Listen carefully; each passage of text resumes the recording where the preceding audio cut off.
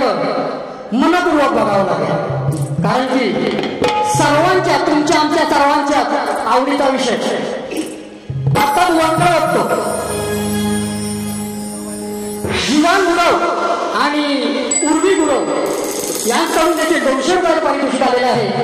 आम्ही आभारी आहोत. धन्यवाद. शाहिराने गौरव प्रश्न विचारला.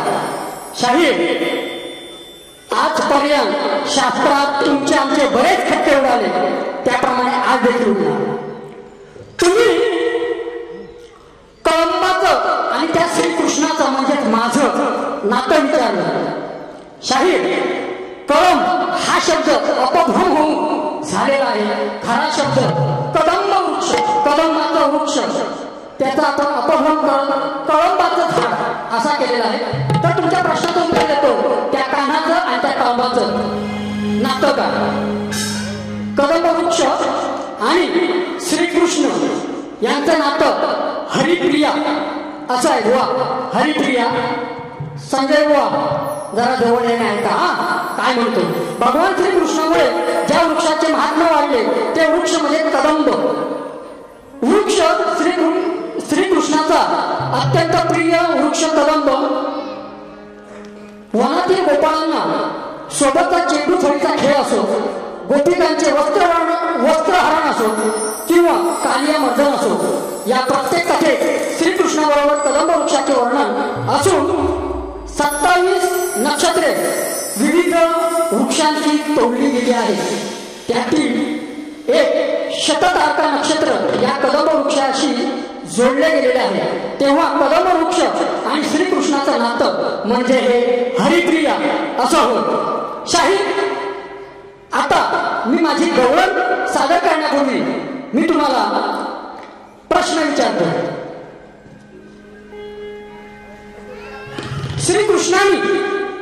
श्रीकृष्णाने राधेच्या चोळीत एक विंचू सोडला होता. राधेच्या चोळीत एक विंचू सोडला होता. तो विंचू पूर्वजन्मीचा कोण हे शाहीर तुम्ही तुमच्या भारी सांगायचंय. आता मी उत्तर दिले, तुम्हाला देखील देणं गरजेचं आहे. हा प्रश्न या अगोदर इथं बसलेल्या शाहिरांना देखील होता असेल, तुम्हालाही माहित होता असेल, आज दिला. आता माझी गौरव शाहीर, चाली तुम्हाला काय जास्त देत नाही, चाली सोप्या सोप्या देतोय, पण त्या तरी द्यावी अपेक्षा, पण मजा करायची आपल्याला, बरोबर ना? अमित सांभाळ घसरल पाय ग, वही तुझं धोक्यात हाय ग.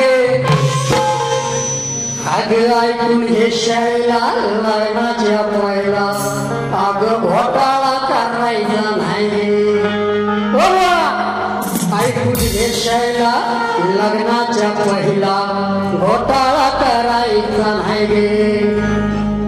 शाहीर गौरव कशी आपलं बघा, रेडकू सारखा बघत होतो ना. ह्या भादव्यातल्या आता भादवा चालू होईल थोड्या दिवसात. भादव्यातल्या रेड्याचा नाद करायचा नाही. कुठून कुठून हुडकून कुठून बरोबर शोधून काढल ना, याचा अंदाज नाही हुआ तुम्हाला या रेड्याचा. आणि रेडकू तू बघा हुआ कसं म्हणतो, पाहिजे कशाला एवढा माझ गे. अगं ये मावशी, अंगात तुझ्या लय खाज गे. पाहिजे कशाला एवढा तो माझ गे. मावशी अंगात तुझ्या लय खाज गे. अगे जनाची नाही तर मनाची धरग. कुठे गेली म्हातारी? अगे जनाची नाही तर मनाची धरग. अग म्हातारे थोडीशी लाज गे. अग जनाची नाही तर मनाची धरग. म्हातारे थोडीशी लाज गे. जनाची नाही तर मनाची धरग. म्हातारे थोडीशी लाज गे. जनाची नाही तर मनाची धरग. म्हातारे थोडीशी लाज गे. अगे कशाला पाहिजे मालग. अंगात तुझ्या लय खाज गे.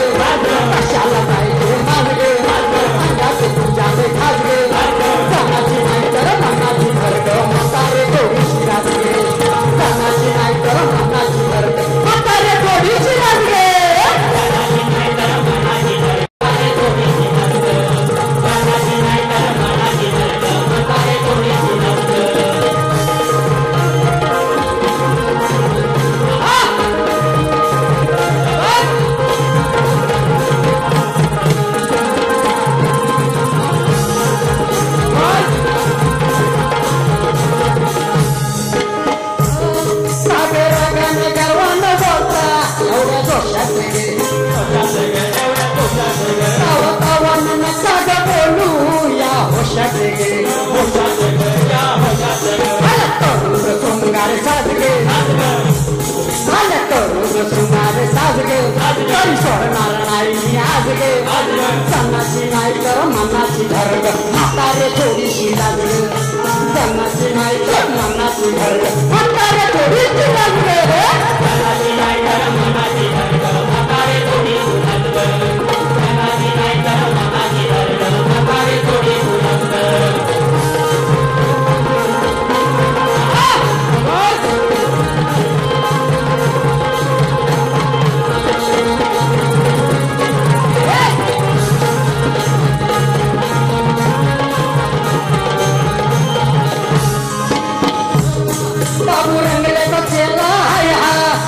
सच्चाग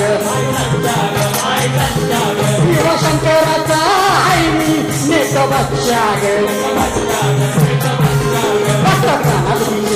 राजगे विशाल बन गाजे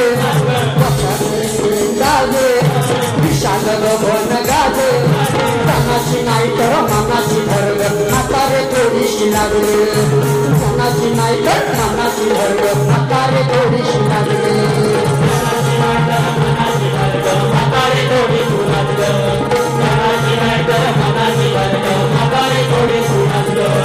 कशाला एवढा मालगे मावशा अंगात तुझ्याले खाजगे कशाला एवढा मालगे मावशा अंगात तुझ्याले खाजगे सणाची नाही तर मनाची भरग म्हातारे थोडीशी नाचगे सणाची नाही तर मनाची भरग म्हातारे थोडीशी नाचगे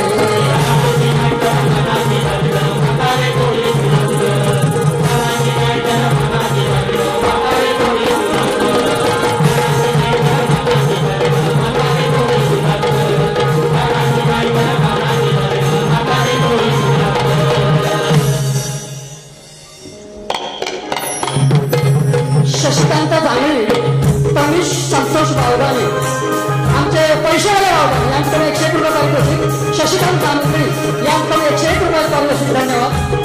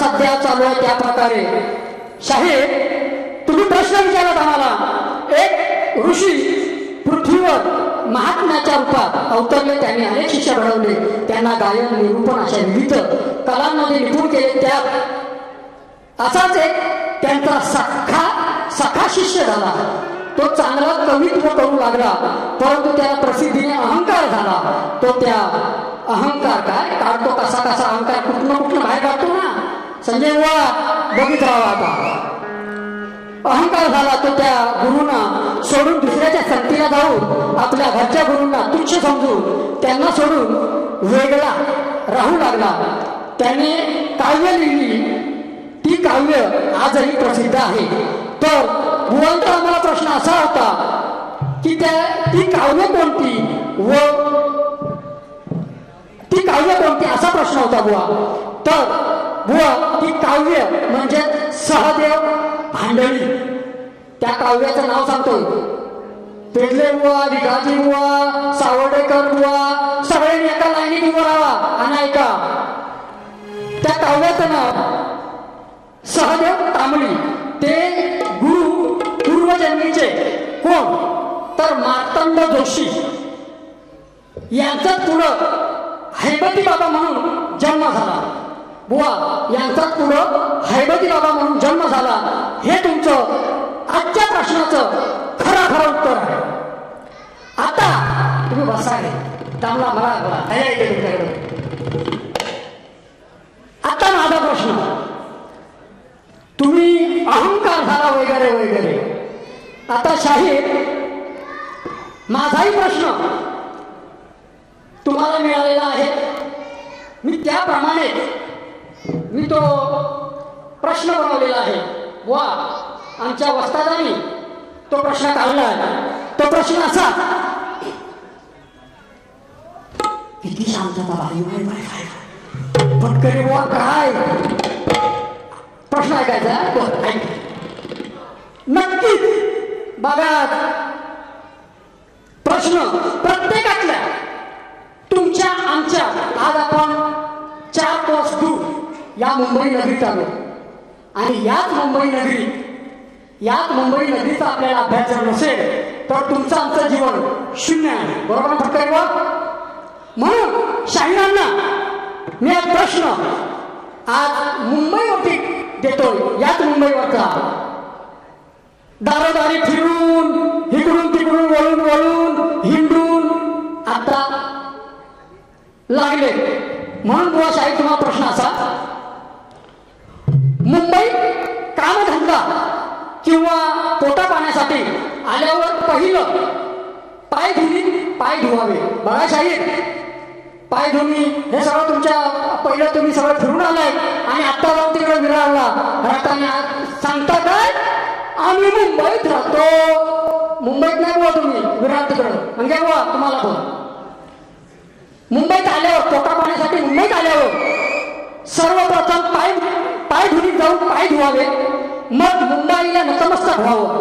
त्यानंतर काळबादेवी मातेचे मनोभावे पाय धरावे आणि आपल्या कार्याला सुरुवात करावी.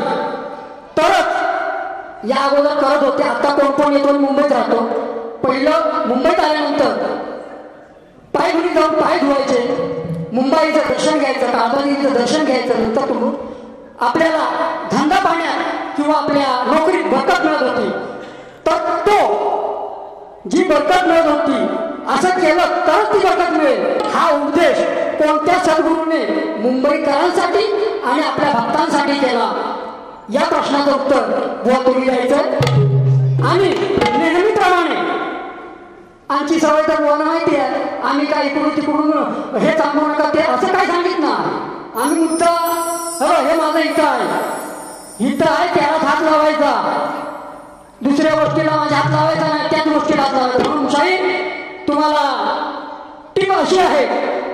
आतापर्यंत शाहिरांना फटकर बरोबर बोलतोय ना. आतापर्यंत फक्त ग्रंथाचं नाव सांगत होतो. आता ओळी आणि 5 नंबर देखील. हो बघ 5 आता ओवी आणि 5 नंबर देखील सांगतो. शाहीर माझ्या ग्रंथाचं उत्तर पाद्य भक्त सामर्थ्य या ग्रंथात अध्याय क्रमांक 9 5 नंबर 56 आणि 57 वरील ओवीबद्ध कथा स्वरूपात तुम्हाला मिळेल. ते मिळाल्यास आम्ही नक्की मान्य करू. म्हणून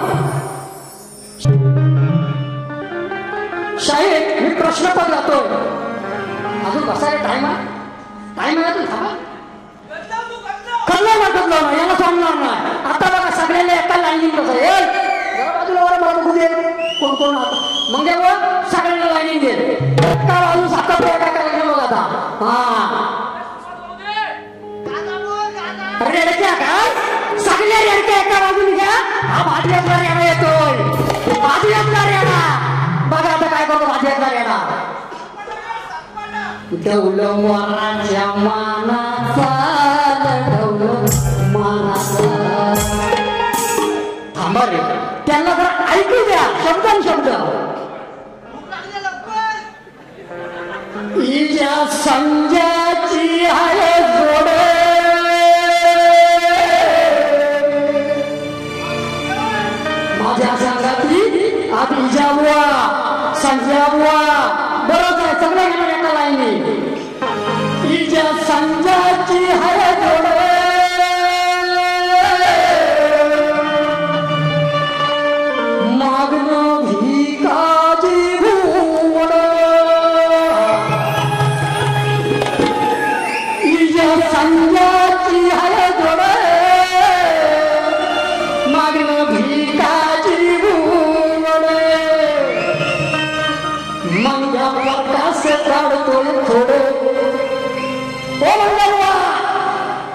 पोळा मंग्या परतास काढतोय फोड अरे असल हिम्मत करावी फोड माझ्या प्रश्नाची असल हिम्मत करावी फोड माझ्या प्रश्नाची असल हिम्मत करावी फोड माझ्या प्रश्नाची असल हिम्मत करावी फोड माझ्या प्रश्नाची तुझ्या संघाची हरगोड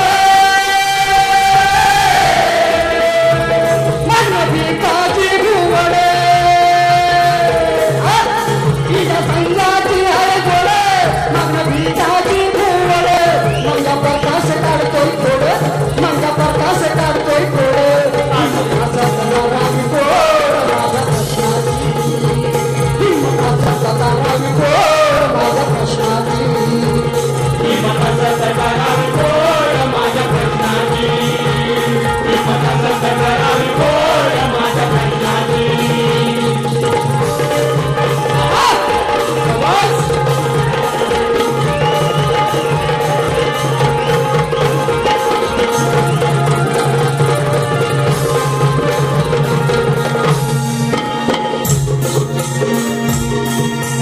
शाहीर पुढं प्रश्न मांडलेला आहे तरी पण तुम्हाला दिला तरी पण सांगतो पाय धुनीत पाय धुवावे मुंबईला शरण जावे कागा देवीचे चरण धरावे असा पुढे शब्द आहे सगळं पूर्ण प्रश्न आहे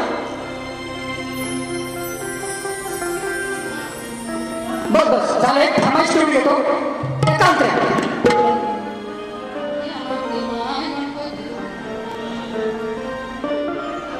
गणपतीला उरलं दिवस आठव काय म्हणतोय पिंट्या तुझा रे शेट गणपतीला उरलं दिवस आठव काय म्हणतो पिंट्या तुझा रे शेट फिक्स सुट्टीच झालं की नाही फक्त सुट्टी काय फिक्स सुट्टीच झालं की नाही यंदा गावाला येणार की नाही गणपतीला गावाला येणार की नाही यंदा गावाला येणार की नाही गणपतीला गावाला येणार की नाही गावाला येणार की नाही गणपतीला गावाला येणार की नाही यंदा गावाला येणार की नाही गणपतीला गावाला येणार की